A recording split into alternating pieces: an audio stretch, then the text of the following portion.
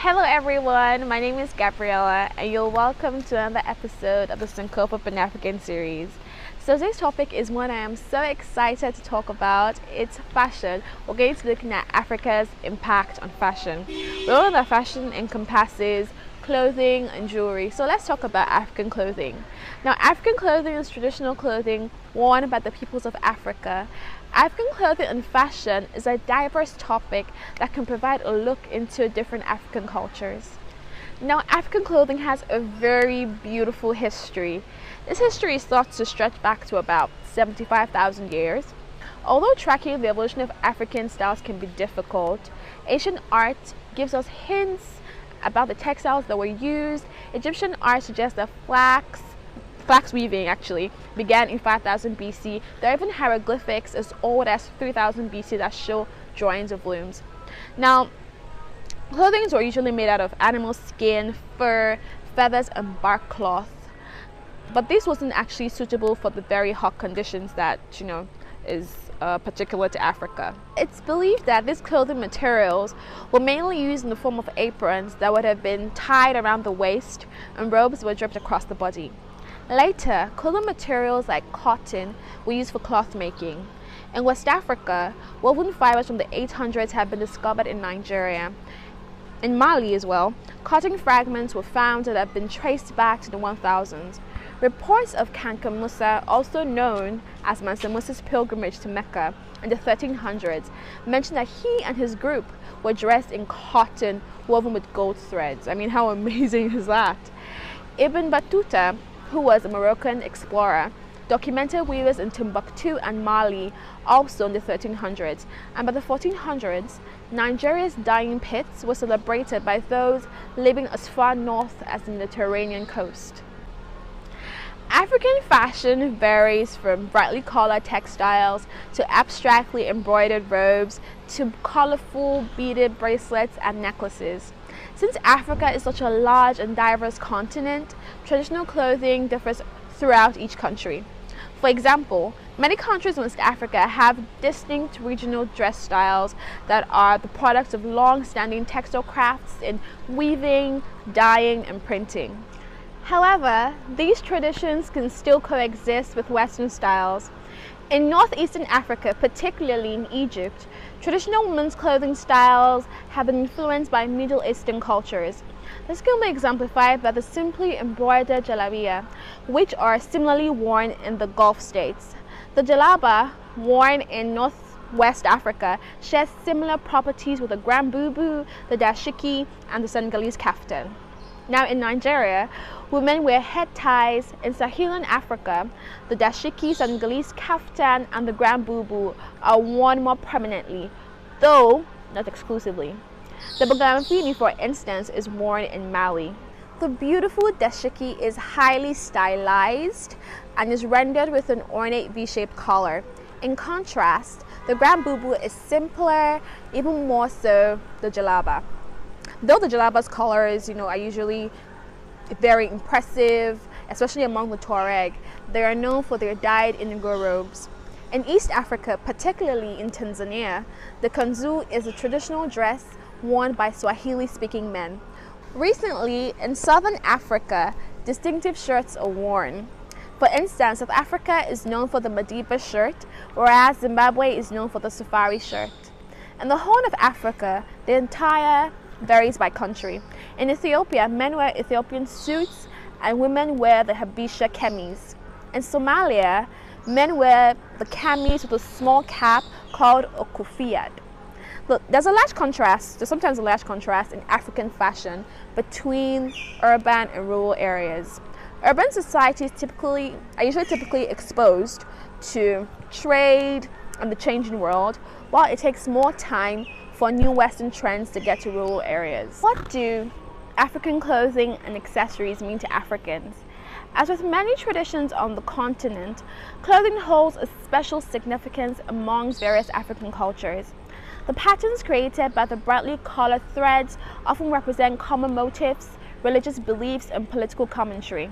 In some parts of Africa, the colors are of particular significance as they interpret the meaning of the pattern, with red symbolizing death, green meaning fertility, white expressing purity, and blue signifying love.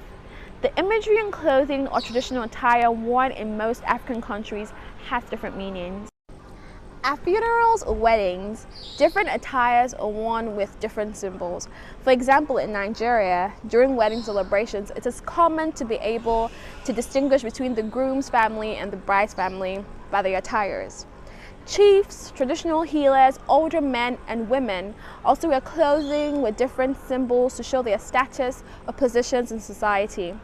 A distinctive feature of traditional African dresses is its use of festive colors, intricate patterns, and figurative symbols to communicate meaning. These garments are much more than mere adornment. They are used to praise political heroes, to commemorate historical events, and to assert social identities. In addition to pictorial symbols, colors, and writings on the surface of the cloth, often the cut of a particular African garment can convey meaning. Traditional dress for women includes various pieces that signify age and marital status. In Zimbabwe, for example, a woman wearing a head wrap and a long wraparound skirt is likely young and unmarried. If she adds a stretch of cloth around her midsection, that is often used to carry babies, indicating that she is married. Color plays a crucial role in African fashion. The garments often come in different colors of red and black for traditional healers, while gold and blues signify royalty. African wax prints, also known as Ankara, have become increasingly popular across the continent and beyond. They are omnipresent common materials for clothing in Africa, especially in West Africa.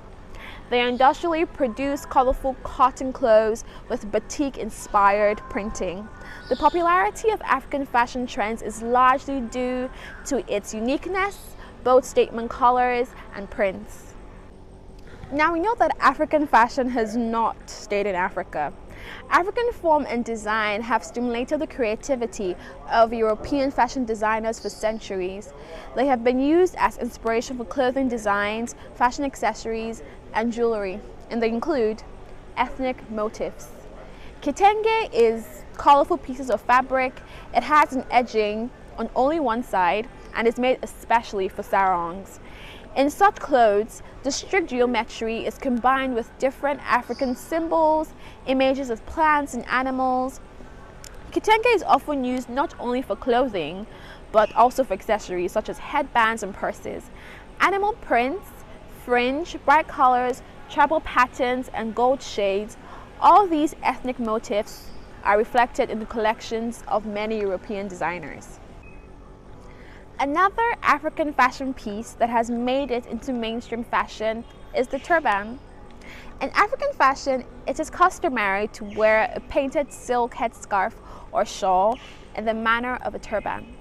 For the first time, French fashion designer Paul Poiret has brought turbans into mainstream fashion, inviting the French to use it instead of the frilly hats. Yves Saint Laurent brings its headpiece to the European runways and turned it into an elegant garment. It was already elegant, by the way. For several years, the turban is one of the main beauty trends, not only on the catwalks, but also in everyday life. Now let's talk about decorative coins. A few years ago, many designers appreciated the beauty and uniqueness of necklaces with decorative coins and made it the main decoration in their shows. Following the leading designers, mass market brands also added a variety of necklaces to their collections. Once, this oldest decoration from Africa pointed to social status of women. The more coins there were on a necklace, the richer the woman was. All these trends are reflected in the new Dior Cruise 2020 collection, which is almost entirely devoted to the various cultures of Africa.